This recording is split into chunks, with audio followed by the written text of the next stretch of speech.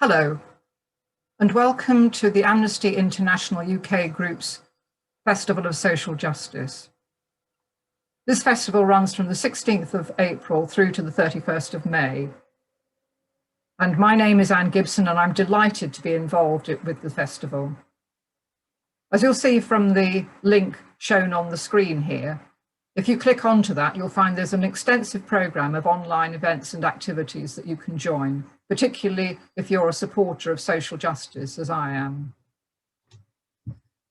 I'm actually from the Oxford local group for a charity called Freedom from Torture. Freedom from Torture is an organisation which has been set up to help people rebuild their lives after torture. It's been going for a number of years and has dealt with many torture survivors. Even last year, it had, during the COVID pandemic, it spent 25,000 hours working with people who had been tortured. So my talk today is a little bit about how Freedom from Torture came about, the work it does with torture survivors, where they've come from, which countries and so on, and why they've been tortured. I'll also talk a little bit about the charity's campaigning work and what our local groups do. The main message from Freedom from Torture is about empowering survivors and helping them rebuild their lives once they get to the UK after experiencing the most horrendous and horrific treatment. So, before we go any further, a question for you. What proportion of people seeking asylum in the UK do you think may have been tortured at some point before fleeing here? You may have some idea, perhaps a small number, I don't know. It's actually a very difficult question to answer, partly because those people who have been tortured really are very reluctant to talk about those experiences and to go through the flashbacks and the nightmares which bring it all back to them. But from the work that Freedom from Torture does, and other organisations who deal with asylum seekers and refugees, it's thought that it could be as many as 30% of asylum seekers who experience torture somewhere along the line. So you can see from the outset that Freedom from Torture is a very vital organisation in helping people to heal themselves and to protect them once they've been tortured and they arrive in the UK. And Freedom from Torture does an enormous amount to help them rebuild the lives that they once had, albeit rather different from the lives that they may have had in their own countries.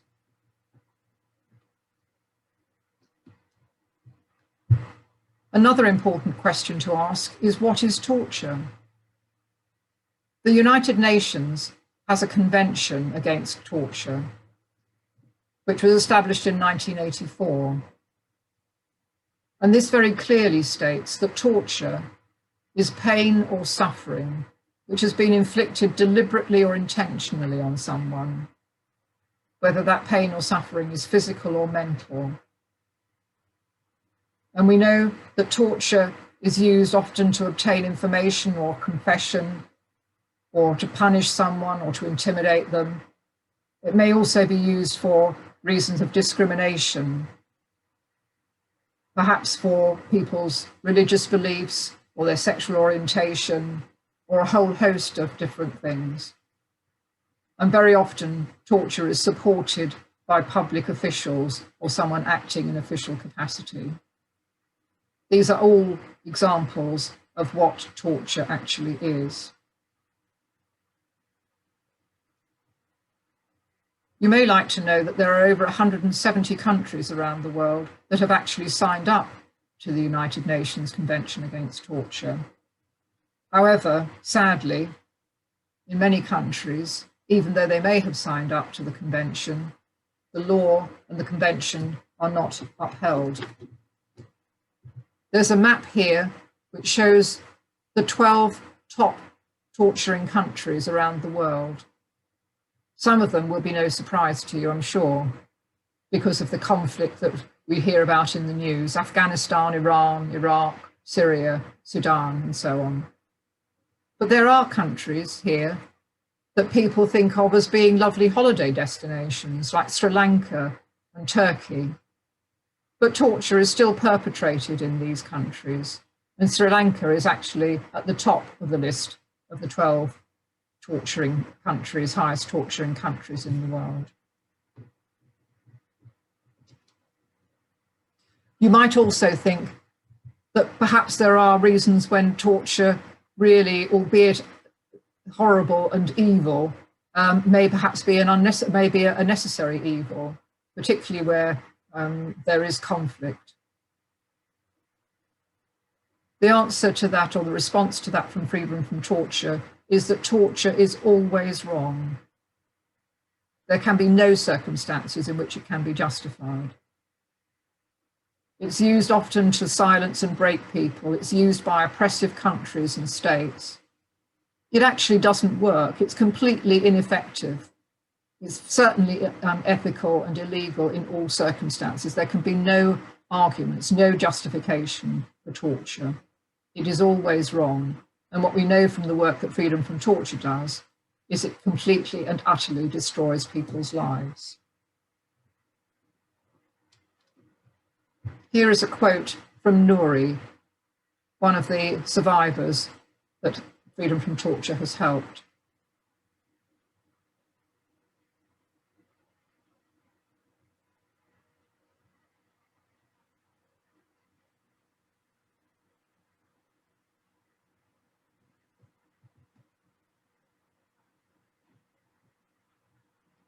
Torture leaves both physical and mental scars on survivors. They will never, ever forget the experiences that they have been through. And they live with them night after night, day after day, for the rest of their lives. It's very difficult often for them to move on without very specialist care and treatment, the kind of treatment that they receive from Freedom from Torture. You may think that when people arrive in the UK, that they should now feel safe and secure. Sadly, it's not always as simple as that. Often arriving in the UK is very difficult. They may arrive alone. They feel they can't trust anyone, particularly the authorities, whether that's the police or the border agency. Anyone who comes forward, they are anxious about because they fear they're going to be sent back to their home country, where they may face further torture or long-term detention. They may disappear, they may be killed. And they carry with them, as I said earlier, the pain of torture, often the beatings that they have received and the treatment that they have received means that they will be suffering for many years to come, perhaps for the rest of their lives. Some of them have little or no English. They don't know where to go for help. They have nowhere to live. Very little money because they're not allowed to work. And an important part of all this is that they miss their family. And they very seriously worry about their family, what is happening to them. Sometimes they never hear or see their families again. And that's particularly so, the anxiety is enormous when their family has helped them to flee the country, perhaps bribing someone to get them out of detention. And they worry about the retaliation that may be meted out to their family as a result. So the reality of the asylum seeker is not all that we would hope it to be. Here's a quote from Hassan, who has also been helped by Freedom from Torture.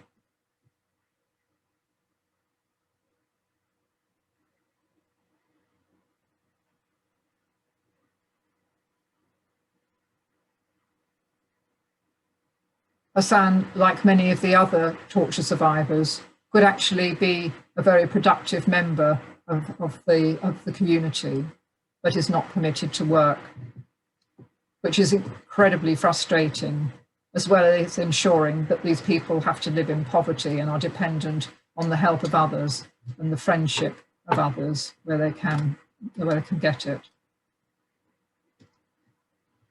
So why are people tortured? What is the justification for torture? What have they done that warrants them having such horrific pain and suffering inflicted on them? The answer to that is very often nothing. Sometimes they've been standing up for the human rights of others. In the case of Jay, this young man from Cameroon, is gay. As a teenager, he was thought to be abnormal. And then in later life, when he refused to take a wife, the threats began. One night when he was in a bar, the police came in looking for a gay man to torture, and they chose him. And they took him away for 5 days, where he was burnt with cigarettes, he was beaten, and he was sexually abused. After his release, he did remain in Cameroon for some time, but then a few years later, when he was in a relationship with a man, it all started again, and he had to flee his country, never to return. Faryad also had to flee her country, which is Iran. She was a teacher for 18 years, and she was studying for her master's degree in sociology. On the day of International Women's Day, which is widely celebrated here in the UK, she went out on the street to demonstrate for better educational opportunities for girls. And she also demonstrated against the honour killings and domestic violence. The result for her was horrific. She was picked up, she was blindfolded, and she was detained for a month. And there she was insulted and beaten. And when her food was drugged, she was raped. She fled her country and came to the UK, which took a very long time to get here. The problems for Tamer, who is from Syria, started when he discovered a refrigerated lorry, which was full of corpses, 83 corpses after a massacre. He felt that he couldn't just ignore this, and he reported it to a Reuters journalist. When the news got out, Tamer was picked up, along with all the other men and boys aged between 16 and 60, and they were all tortured. When he was released, someone told him that he was on a list of 60 people that the government intended to kill. He felt he couldn't stay in his country any longer. He had no choice, so he fled, taking his wife and his children with him. And these are just 3 fairly typical people who have managed to get to the UK with the same sorts of stories that the people at Freedom from Torture hear many times over. These are all people that could lead productive lives, but their lives have been ruined by the torture and suffering that they have gone through. So what does Freedom from Torture do? Well, let me start by just telling you a little bit about how Freedom from Torture was set up. It was set up by a woman called Helen Bamber, who after the Second World War worked in the Nazi concentration camp, Bergen-Belsen. And her experiences there, dealing with the Holocaust survivors, made her commit to ensuring that she would bear witness to the suffering that she had experienced, that she had seen there, and that she would work with people like the Holocaust survivors, which she did pretty much for the rest of her life. So in 1985, when she was part of Amnesty, she and a number of health professionals set up an organisation that at the time was called the Medical Foundation for the Care of Victims of Torture, which is now Freedom from Torture. And this organisation, over many years, has gained huge experience in dealing with torture survivors and helping them, providing support for them and treating them and so on. So it's actually the only organisation in the UK that is completely and solely dedicated to the treatment and rehabilitation of torture survivors. It only works within the UK. And as I mentioned earlier, because some people do not speak English or their English is limited, the organisation employs interpreters so that there is a very good line of communication between the therapists and the counsellors and the lawyers and so on, and the individual survivor.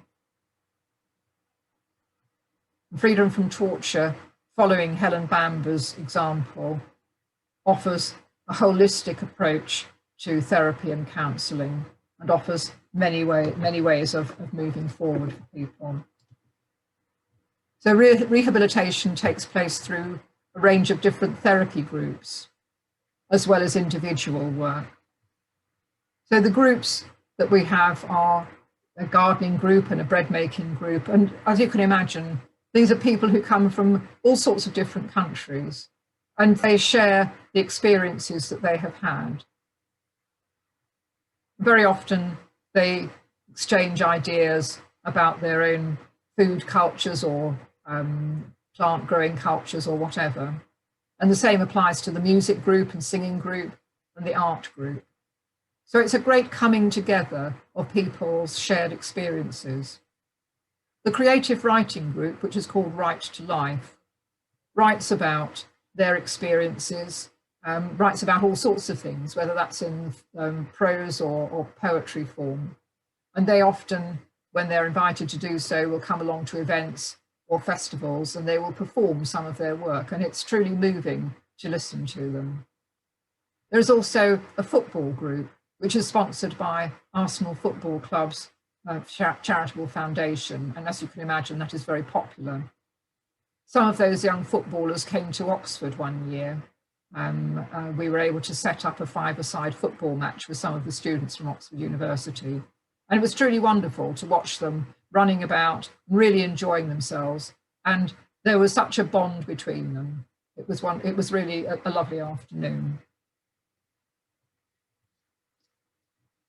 The support that the survivors get from these groups cannot be overestimated. Here is a quote from Camille, who's a member of the Bread group.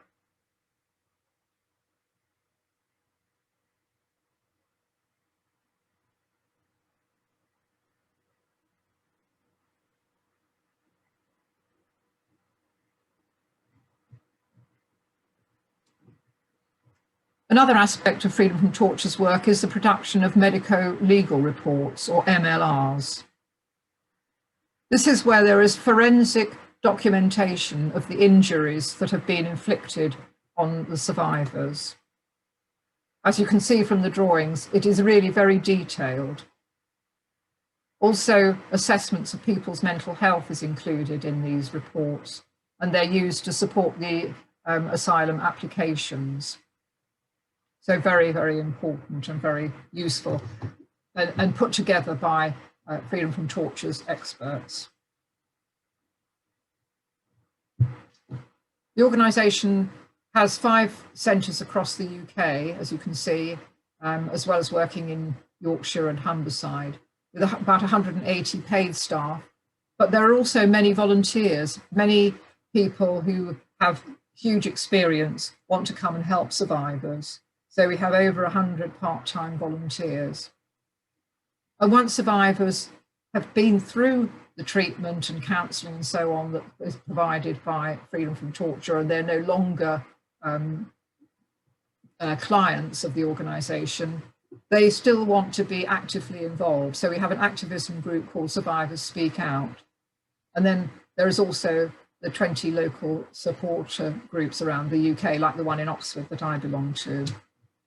Survivors Speak Out is actually now a national network of torture survivors. It was set up about 12 years ago by Kolbasia Harasu, who is the man in the middle of the photograph here. He, together with another torture survivor, Sergei, set up this network a long time ago. And they, with other torture survivors, go out and talk to various opposition ministers, they brief the government, they go and talk to universities and colleges and so on. and raise the issues about torture and life as an asylum seeker or a refugee in the UK. And what better people could be doing this? They are absolute experts, having survived the traumas of torture. Golbassia, we were delighted to learn, was awarded an MBE in the Queen's New Year's Honours List in 2020 for the work that he does for Survivors Speak Out and Freedom from Torture.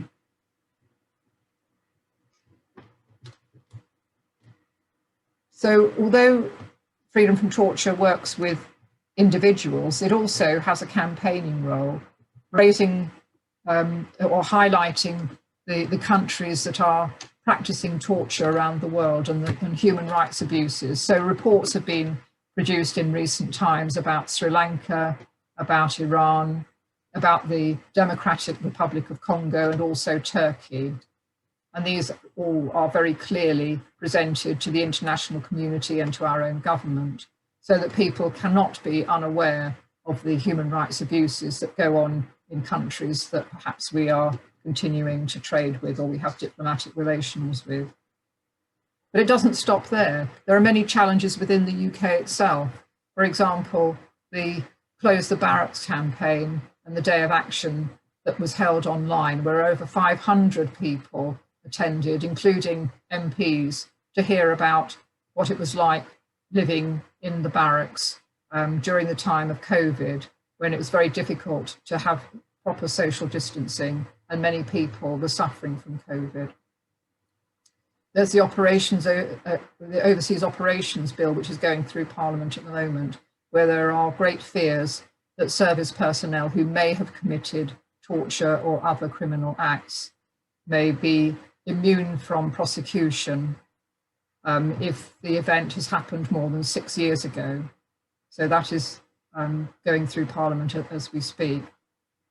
And then there are many failings of the asylum decision-making process itself in the UK, which has been described by Freedom from Torture in its report, Lessons Not Learned, that it is absolutely inhumane and inefficient, the way in which asylum is determined.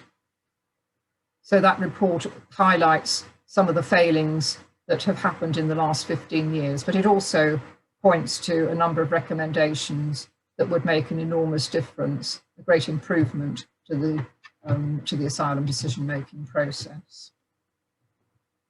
And then finally, we come to the local groups, like the one in Oxford, where I belong.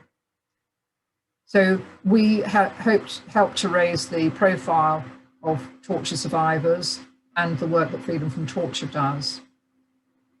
And we do that by going out and talking to various groups, raising funds by having concerts and afternoon teas and all sorts of performances and so on.